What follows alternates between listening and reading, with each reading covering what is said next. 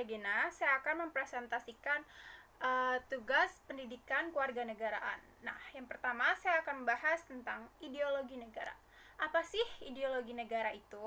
Ideologi negara adalah sebuah landasan atau pandangan suatu negara yang tujuannya itu untuk membuat suatu negara bisa tertib, damai, dan bisa mencapai tujuannya gitu.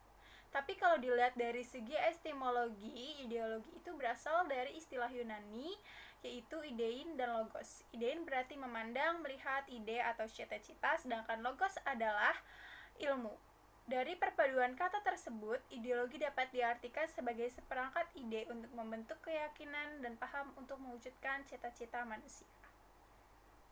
Nah, ideologi itu terbagi menjadi dua, ideologi terbuka dan ideologi tertutup. Pertama, kita akan membahas tentang ideologi tertutup adalah ideologi yang bersifat mutlak.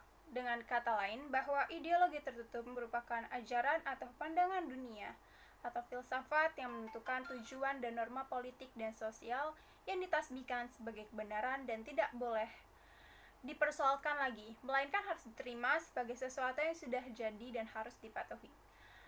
Berbeda dengan ideologi terbuka adalah ideologi yang tidak dimutlakan. Dapat diartikan juga bahwa nilai-nilai dan cita-citanya tidak dipaksakan dari luar gitu, melainkan digali dan diambil dari kekayaan rohani, moral, dan budaya masyarakat itu sendiri. Ideologi terbuka merupakan ideologi yang dapat berinteraksi dengan perkembangan zaman dan adanya dinamika secara internal. Kita akan beralih ke ciri-ciri ideologi tertutup. Di sini untuk ciri ideologi tertutup yang pertama adalah bukan merupakan cita-cita yang sudah hidup dalam masyarakat, melainkan cita-cita sebuah kelompok yang digunakan sebagai dasar untuk mengubah masyarakat. Yang kedua, apabila berhasil menguasai negara, ideologinya itu akan dipaksakan kepada masyarakat. Nilai, norma, dan berbagai segi kehidupan masyarakat akan diubah sesuai ideologi tersebut. Yang ketiga ada bersikap totalitar, artinya mencakup atau mengurusi semua bidang kehidupan. Oleh karena itu, ideologi tertutup ini cenderung cepat-cepat berusaha menguasai bidang informasi dan pendidikan, karena bidang pendidikan dan informasi ini tuh sangat efektif gitu untuk menyebarkan ideologi mereka. Yang keempat ada pluralisme, pandangan dan kebudayaan itu ditiadakan dan hak asasi itu tidak dihormati gitu. Lalu selanjutnya menuntut masyarakat untuk memiliki kesetiaan total dan kesediaan untuk berkorban bagi ideologi tersebut. Nah, yang terakhir, isi ideologi tidak hanya nilai-nilai dan cita-cita, tetapi tuntutan-tuntutan konkret dan operasional yang keras, mutlak, dan total. Lalu ada ciri ideologi terbuka. Yang pertama, merupakan kekayaan rohani dan budaya masyarakat. Jadi ideologi terbuka ini tuh bukan keyakinan ideologis kelompok orang aja, melainkan kesepakatan masyarakat. Yang kedua, ideologi terbuka ini tidak pernah memperkosa kebebasan dan tanggung jawab masyarakat, melainkan menginspirasi masyarakat untuk berusaha hidup bertanggung jawab sesuai dengan falsafah. Yang ketiga, isinya tidak langsung operasional sehingga setiap generasi baru dapat dan perlu menggali kembali falsafah tersebut dan mencari implikasinya dalam situasi kekinian mereka. Yang keempat, tidak diciptakan oleh negara, tetapi ditemukan dalam masyarakat itu sendiri. Jadi, ideologi terbuka ini tuh milik seluruh rakyat gitu dan bisa digali dan temukan dalam kehidupan sehari-hari mereka, berbeda dengan ideologi tertutup yang hanya ideologi sekelompok masyarakat aja. Nah, yang terakhir, menghargai pluralisme sehingga dapat diterima warga masyarakat yang berasal dari berbagai latar belakang budaya dan agama. So, yang selanjutnya, Pancasila itu termasuk ideologi tertutup atau terbuka. Sebagai ideologi, Pancasila merupakan ideologi terbuka. Ideologi terbuka adalah ideologi yang mengikuti perkembangan zaman, artinya ideologi terbuka bersifat dinamis atau merupakan sistem pemikiran terbuka yang merupakan hasil konsensus dari masyarakat itu sendiri, ya kan? Nilai-nilai dan cita-citanya itu tidak dipaksakan gitu dari luar, melainkan digali dan diambil dari suatu kekayaan rohani, moral, dan budaya masyarakat itu sendiri. Namun, perubahan ini tidak mengubah nilai-nilai dasarnya sehingga dapat diterapkan dalam berbagai zaman. Sebagai ideologi atau pedoman bangsa, Pancasila menjadi pedoman dan acuan bangsa Indonesia dalam menjalankan aktivitas di segala bidang sehingga sifatnya harus terbuka, luas, dan fleksibel, tidak tertutup dan kaku, melainkan harus mampu mengikuti perkembangan zaman yang ada tanpa mengubah nilai-nilai dasarnya. Pancasila itu juga memberikan orientasi ke depan dan selalu menyadari situasi kehidupan yang sedang dihadapi dan akan dihadapi di era globalisasi dalam segala bidang.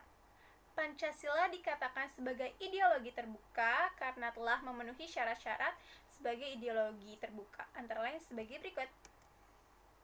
Yang pertama, nilai dasar, yaitu nilai dasar yang terdapat dalam pembukaan Undang-Undang Dasar 1945 yang tidak berubah. Yang kedua, ada nilai instrumen, yaitu nilai-nilai dari nilai dasar yang dijabarkan lebih kreatif dan dinamis ke dalam bentuk Undang-Undang Dasar 1945, ketetapan MPR, dan peraturan undang-undang lainnya. Nilai praktis, yaitu nilai-nilai yang dilaksanakan di kehidupan sehari-hari, baik di masyarakat, berbangsa, dan bernegara. Nilai praktis bersifat abstrak, misalnya menghormati, kerjasama, dan kerukunan. Hal ini dapat dioperasionalkan ke bentuk sikap, perbuatan, dan tingkah laku sehari-hari. Nah, kenapa sih kayak korupsi, terorisme, dan lain-lain itu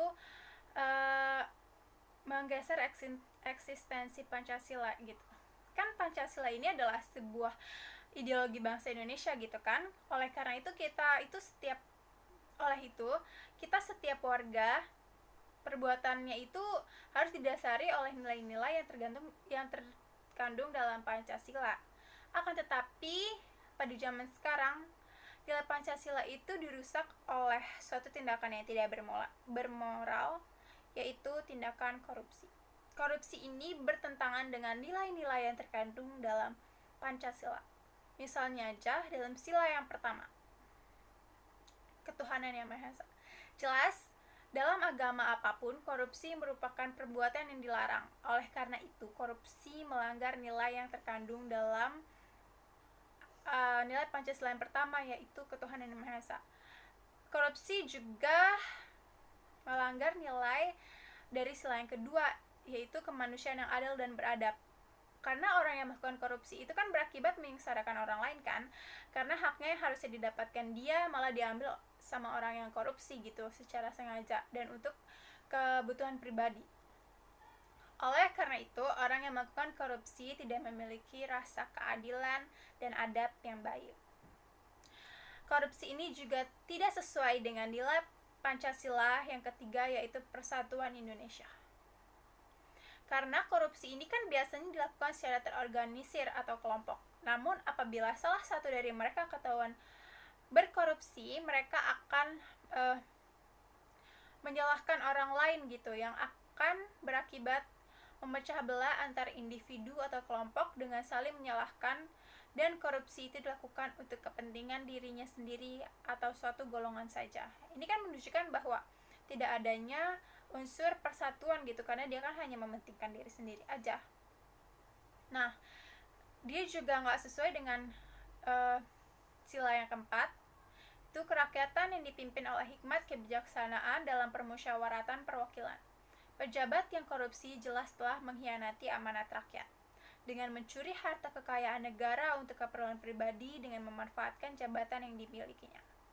Yang terakhir, korupsi itu juga bertentangan dengan sila yang kelima, yaitu keadilan sosial bagi seluruh rakyat Indonesia. Korupsi mengakibatkan rasa keadilan dan kesejahteraan yang seharusnya milik rakyat dengan cara yang licik diambil oleh para pejabat yang tidak bermoral melalui tindakan korupsi, sehingga rasa keadilan sosial tidak dapat tersalurkan kepada masyarakat luas. Itu tadi kenapa itu korupsi tidak sesuai dengan nilai Pancasila. Tapi sebenarnya bukan cuma korupsi, ada banyak hal-hal lain seperti terorisme atau narkoba, karena itu merusak generasi penerus bangsa. Sekian presentasi dari saya. Wassalamualaikum warahmatullahi wabarakatuh.